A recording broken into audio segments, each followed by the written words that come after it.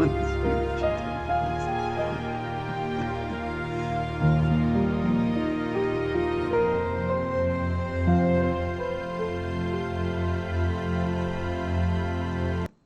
up, everyone? It's Rick here and Aaron here. Those of you that have been following the channel for a long time know Aaron. He hasn't been on in a couple months, probably, right? Yep. But Aaron is partner in crime, and he's going to be assisting me today in our discussion. So the title of this chat today is called Why Can't I Find It? That's what it's called. Don't Believe What They Say About the Music Business is the title of it. I'm going to get into that in a second, but I want to address a couple things. Number one, a lot of you that are new to the channel have saw that my episode 12 of What Makes This Song Great was blocked. It was not blocked by UMG. It was blocked by Warner Brothers, WMG. Always those three-letter companies that we don't like. But it's not the label's fault. I'm discovering the blockers, as I call them, are actually the bands. So Aaron is going to make the video available on his new platform called flat5.com. I'm going to put it here in the it'll be up in about an hour or so, or hour and a half or so. Depends on how long it takes to upload. But it's here it is. I'm a slow typist, so sorry. Do I need to do the www? No, that's fine. That's Aaron. So you guys can see it. I spent a lot of time on the video. Fleetwood Mac are blockers. I love the band, but I don't like blockers. It seems like the five bands that have sold 20 million records, which we call Double Diamond, that have achieved that, out of them, most of them are blockers because they apparently didn't make enough money the first time around when they had their hits. Even though Go Your Own Way, which was the tune that I did, has been out since the beginning of 1977. So for 41 years, they haven't quite made enough money on it, so they need to get the extra few cents from streaming here, or from block. They don't care about the money is really what it is, actually. So the other blockers, Eagles, Led Zeppelin, I don't know about AC/DC. I think they are blockers. And then Michael Jackson, we're not sure about. He's number one. So it's Michael Jackson, the Eagles, Zeppelin, AC/DC, and Fleetwood Mac are all double diamonds. Those are the only double diamonds out there.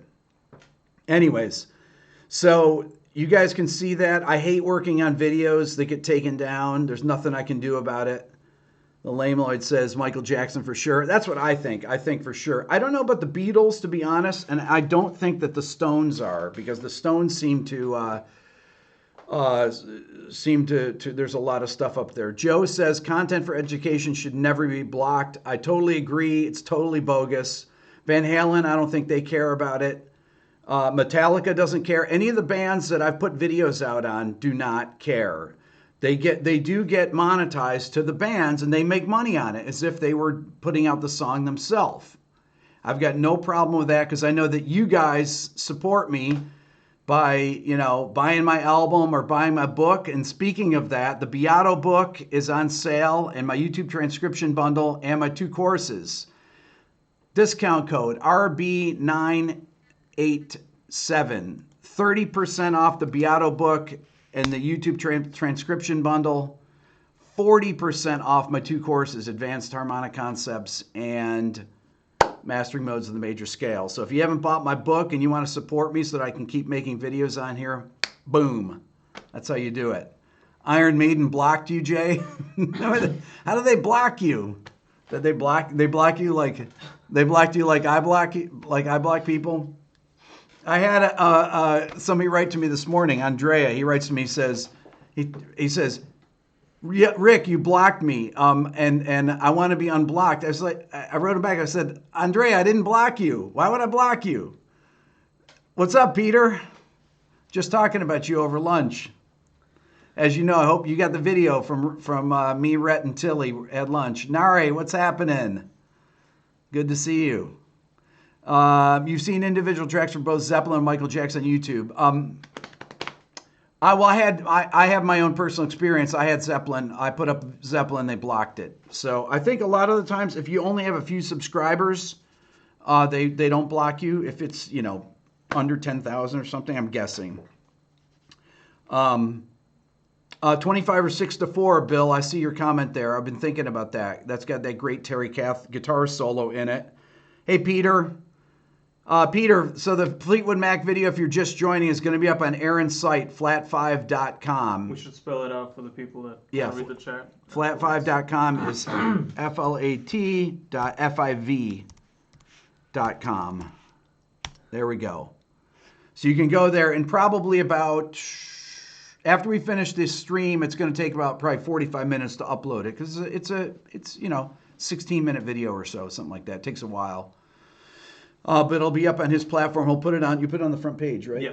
It'll be on the front page of his platform. So Aaron is kind enough to do that for us here. I was trying to figure out where I could put it, and he offered to do that, which is really great. And Aaron has a new teaching platform that he actually can tell you about that I want to talk about. Tell him about it, Aaron. Flat5.com. Yeah, it's a teaching and education e-learning platform. With the idea that creators like Rick and myself and YouTube creators and musicians can put together courses on topics ranging from music theory through instrumental instruction, music production, and that you can buy. And as creators, you can keep all of your profit or most of your profit. The idea is just to find a different way to monetize creating content and creating teaching content for people. So this was a big thing when I started my channel.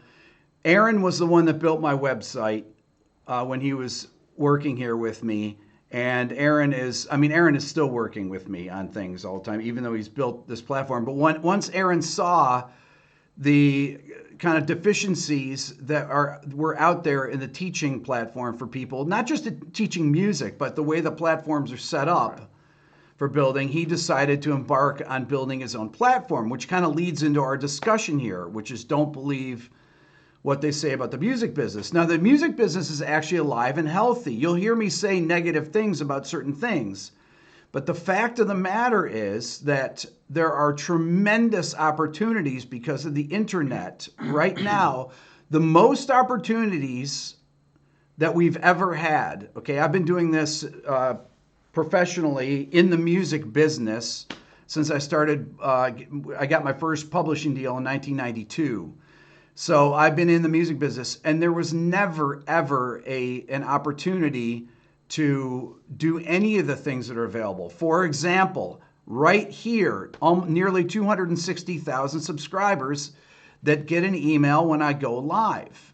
And YouTube actively goes out there and finds people that based on what they search, suggest my channel to them, which probably most of you here were suggested my channel. I mean, how else do you find out about these things unless you know somebody that knows me? But I started with no subscribers a year and a half ago. And what I did is take this concept that's been around for a long time. There have been people that I worked with in the past that gave their music away. And just like giving away ideas here and concepts, teaching, like Chance the Rapper. Aaron and I were talking about this. This whole idea of if you give things away and build an audience, then people will support you. And that is true. And the internet is the gateway to this. Aaron, you want to talk about this a little bit? Yeah, so the internet came in and took away the middleman and taking away the A&R representatives that look at your songs. Now it's the market that decides what is a great song. It's no longer somebody at the record label. So if you're an artist just starting out, you can just put your stuff online rather than having to try to get a record deal. and it's really freed up a lot of independent artists, and across all genres. It's really just up to the market now to decide what sounds good and what should be elevated. Yeah, so the market does decide. This came up in a live stream a couple weeks ago where I was talking about back in the 90s, for example, when they would have the Billboard charts that would come out every week. They'd have the Billboard Top 200, and it would theoretically be the biggest selling records. Now, they had a thing called SoundScan that was actually would track these things. But the only things that would appear in Rolling Stone were all the new releases for the most part. Occasionally, they'd have things like Dark Side of the Moon. But if they had actually all the top records that were the biggest sellers of the time, then very few of the new records would be on there, right? Because catalog music, whether it was in 1995, Dark Side of the Moon was still selling 10,000 records a week. So was Back in Black. So was Zeppelin 4. All these records were selling that many, sometimes even more than that.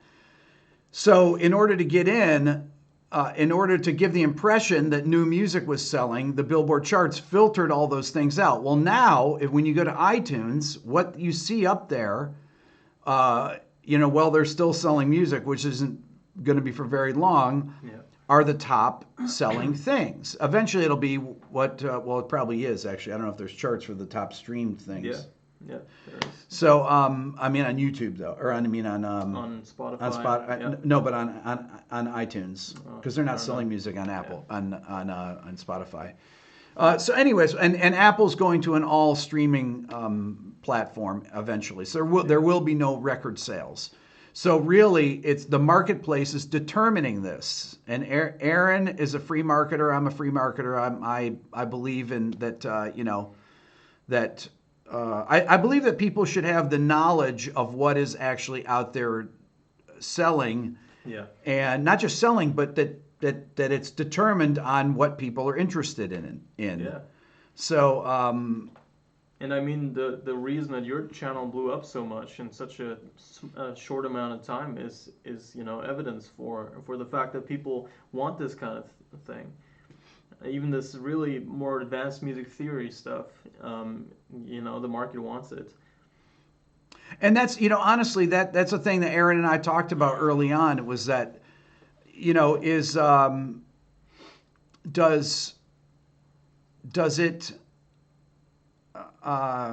there a market for these kind of things? I mean, is there a market for really advanced music theory? And obviously there is. There can be a market for anything because if you're engaging to watch and you have interesting ideas that people are into, or if you're an idiot too, people will go and watch it. I mean, that's there is no does it gent Lucas? Sorry, old meme. Yeah. Anyways, so I was just talking to my friend Jake who works at RCA Records, and he said that that streaming, for example, is up 10 to 12%. Profits are up for streaming for record labels right now. So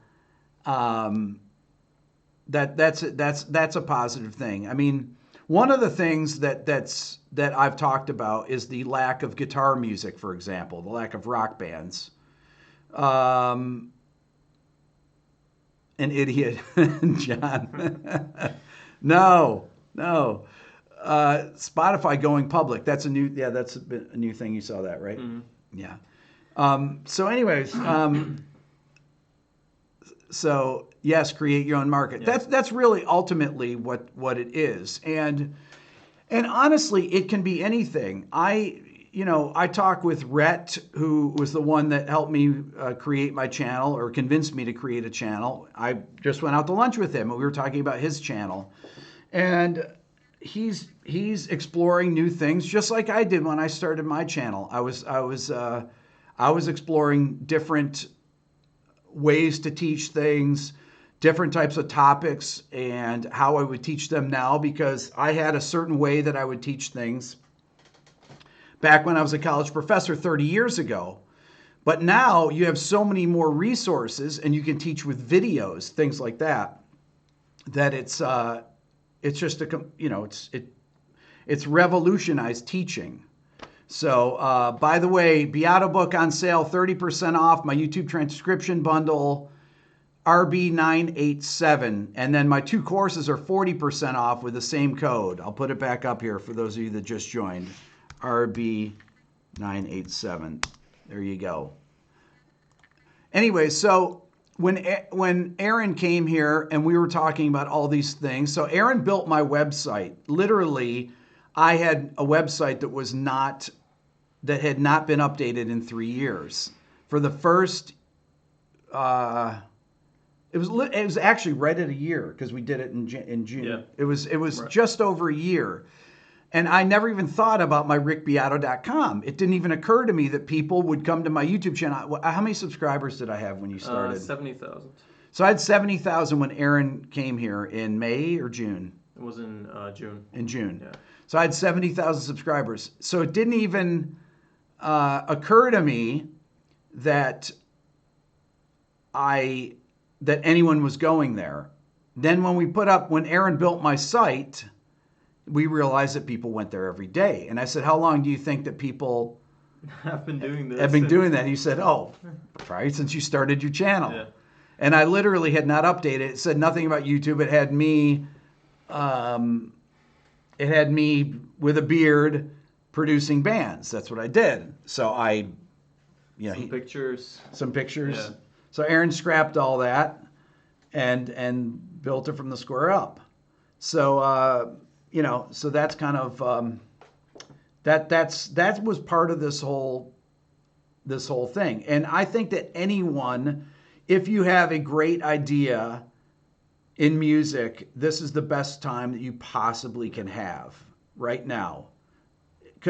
There's no gatekeepers. There are no gatekeepers. The only gatekeepers are your ability to be creative, honestly, or to make engaging ideas, whatever they may be. If you have a band, if you're a hip hop artist, if you're a rock artist, if you're a singer songwriter, whatever you are, if you're a film scorer, build your YouTube channel, work on your Instagram page. Use these things because these things are all based on algorithms, and they just promote the people that have the most engagement. There's no, there's no secrets to it. Right, and nobody else is selecting what's good and what isn't. Yeah. Also, branding is a big thing. I mean, people are scared now that record sales are going down, but you just have to be open-minded enough to say, I'm going to monetize this differently, like you're doing with your channel. And so branding is really big, and even if you don't always put out finished products as a band, you could just document your journey and upload that to YouTube, and enough people would find that interesting to support you. Yeah, I find it interesting. Like Rhett's video that he had the other day where he just went about his normal day. The editing of it was really creative, and it was funny. It was really interesting to watch. And I said, you should do more videos like that. And I just think that they're interesting, and people want to hear. To me, when I watch somebody, I want to see sincerity. I want to see, Right. I want to see things that I can't see other places, whether it's the person's personality, what they're teaching, what music that they have, no matter what it is. I remember when I first started my channel, there was a guy that because I used to look and see who subscribed when I'd get 10 subscribers a day, if that.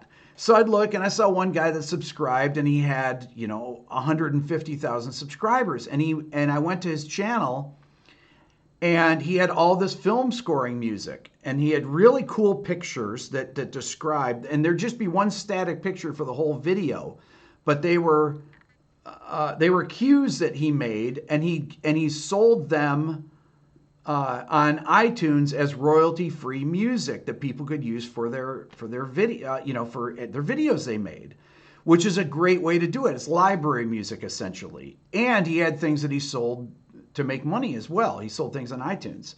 Peter Smart, who is one of my favorite human beings in the world who's on here right now. He says great storytellers. That is the thing is if you're a great storyteller, then this is a great place for it. YouTube is a really great platform for it. One of the things that I don't like, honestly, I don't like Facebook. Now, I have a Facebook page. I use Facebook, but Facebook essentially has gatekeepers. They do. They put a governor, if you will, like a governor on your car, on your channel based on whether you're a payer. If you pay for ads, don't pay for ads because it's a waste of money. Because once you're identified as a payer, I guarantee it that they put you in a different box. This person's a payer. Oh, put them over here. So unless they pay, we're not going to push any of their stuff. The other thing is, Facebook can be used for promotion, but it's better to use your personal Facebook if you have one than your business Facebook or your whatever you call it, your artist Facebook. So anyway, so that's kind of my take on that. This is a really, really great time. I appreciate everybody supporting me. All the news. Who's a new subscriber on here? I want to see who's new subscribers. Who's subscribed within the last 4 weeks or so? There's more wrong about Facebook than just gatekeeping nasty business. Who's new? Who's Facebook? There you go, Frank. I like that. Me, newbie. Yeah. There we go.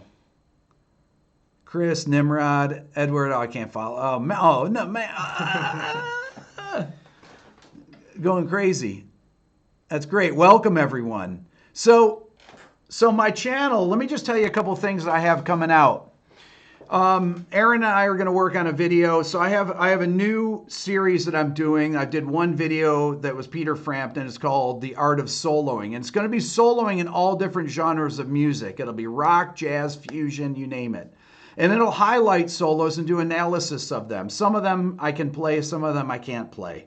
I'll just tell you right up front and everything. But I'm going to talk about them and I'm going to demonstrate things. Like I did if you watch my Alice in Chains video yesterday, where I demonstrated the harmonic progression on what was going on in them bones.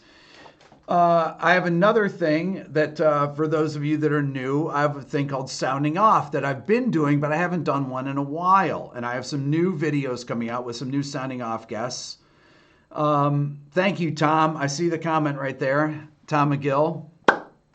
I have a new video coming out with Chris Potter, who's probably the most famous jazz saxophone player in the world right now. He's absolutely phenomenal. I'm going to put that out in the next couple days. And obviously I've got so many different people that people can suggest. For suggestions for videos, and I don't just take suggestions for videos for what makes this song great or anything. I have a music forum that you're welcome to join. It's called forum.rickbeato.com. It's the Rick Beato Music Forum. You can go there, post anything you want, post your own music, but you'll get banned if you put anything offensive up there. What makes this song great? The Breeders. I love the Breeders. Please do Howard Shore analysis. I think I did a Howard Shore. Did I do a Howard Shore video? I did a Howard Shore video. Go back. You got to search. Go back. Way back. I have 421 videos. Yeah. But you know what? There's a really cool Howard Shore mini documentary that I watched. Define offensive, Jeffrey. I'm just joking. Come on. And I'll talk about Tool in a second. But there's a great video of Howard Shore where he shows his workspace that I watched. It's nicely filmed. It's beautiful. It's on a lake, I believe, up in Canada, and it shows him working, and it's really cool. It's only about, I don't know, probably 6-7 minutes long. It's on YouTube. Check it out though. Tool. Okay, this is really interesting. So I have a Tool video. I've been band hammered. If you're naughty, Peter, they call me the band hammer. I'm going to get a gavel for when I ban somebody in the comments section. Kurt Rosenwinkel will be part of my Art of Soloing series. That's why I did that, because I want to highlight jazz players, but it's not, jazz players don't fit into what makes this song great. It needs to be more analysis. What's that? As a podcast, that's a great idea, actually. I have a podcast, but I haven't updated it in a while, but I will. I'm going to get on that. I have my new assistant, Carol, starting next week. But Tool does not have anything streaming, for example. I don't believe they're on Spotify, are they? I don't know. I don't think does anyone know if Tool is on Spotify? I don't think they are. So Tool could be a blocker. I don't know, even though A Perfect Circle is not a blocker. So how much jazz in grunge? Well, I don't know. I love grunge, 80s metal heavy. I like 80s metal too, but I love grunge. And there is some jazz in grunge, definitely. The linear writing of the melodies of Pearl Jam, Soundgarden, bands like that, Nirvana, have a lot of characteristics of bebop with all the intervallic. If you look at Smells Like Teen Spirit, the intervals in it are very much like what a jazz player would play.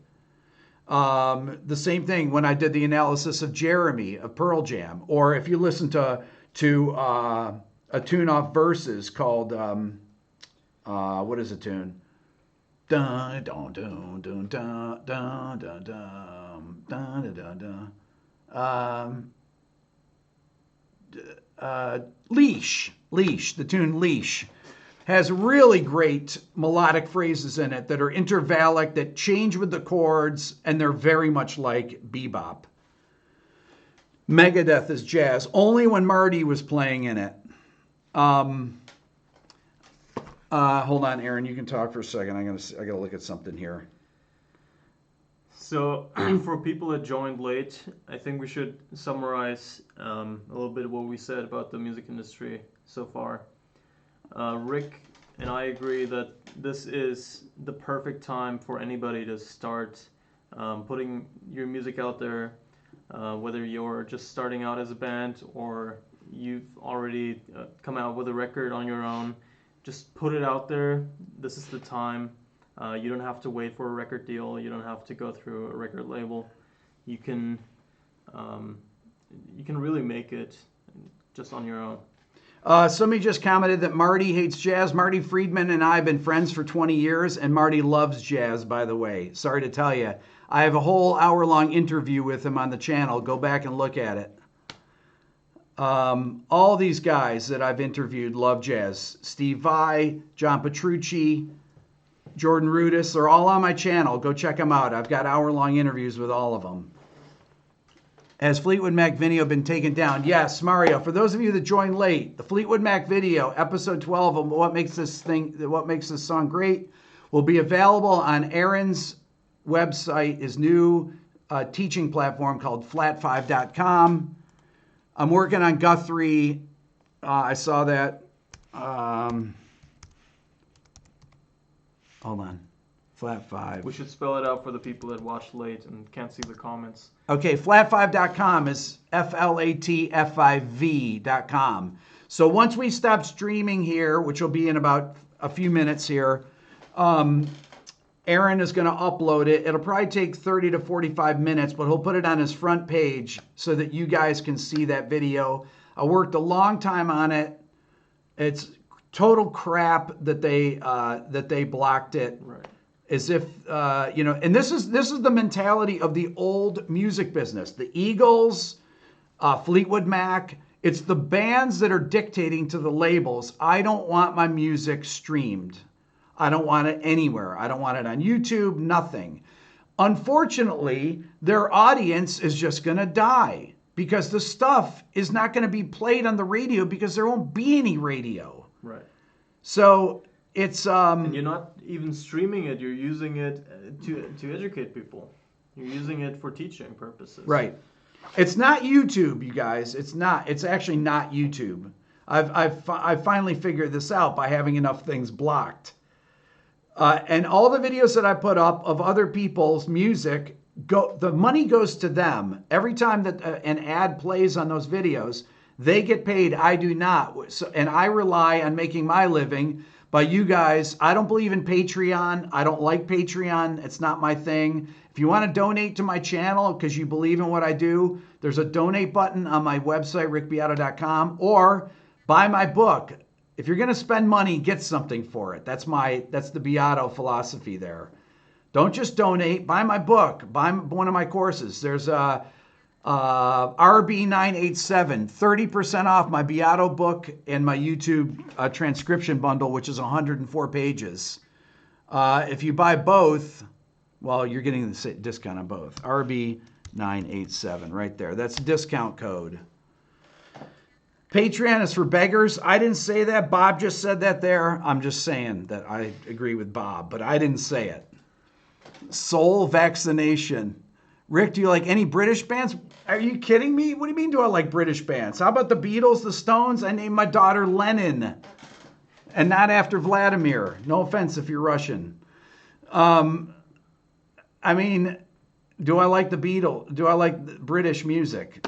Half my videos are British. Somebody did say, are you going to make a video about a British band? The Police don't count. There's one American in the band. It's like, come on, what are you talking about? Super chat goes to me, Scooby-Doo. I love Scooby-Doo. He's the man. I had to put him in a timeout like hockey last week because he was getting a little rambunctious. What's up, Renzo? Anyways, all right, listen. This has to be a short one today because Aaron and I we're working on a video that we're putting out tomorrow. That's Lennon. My daughter is Lennon. Jellyfish. Yes. Rob, what's up? So go to the Beato forum if you have suggestions for particular videos. I'm going to get back to my normal Rick videos, which is all my weird music theory stuff. That's all coming back in the next few days, along with more of the same kind of videos I've been doing as well. So don't worry. You guys are awesome. I saw Porcupine Tree. I saw XTC. Tower of Power. Interesting. Wow. Tedeschi Trucks. Max Sabbath. There we go. I like Max Sabbath. Yeah. Whiteboard. Robert, I did a whiteboard video the other day. Soulfesh video. I'm going to be doing more whiteboard. Doing a solo. I've been searching so long. Outchorus solo by Terry Kath. One of my favorite of all time. I'm definitely going to do that. The Cult. Somebody suggested that. My old band toured with the Cult for 10 days. And I went out to dinner with Ian one time, and he's the greatest guy, the singer for the Cult. He was so fascinating, and I'm going to get him I'm going to do an interview with him. I love the Cult. All right, you guys are amazing. Put your comments in there. Thank you, Tom, Renzo, Peter, everybody. We'll see you. See ya. It lags here.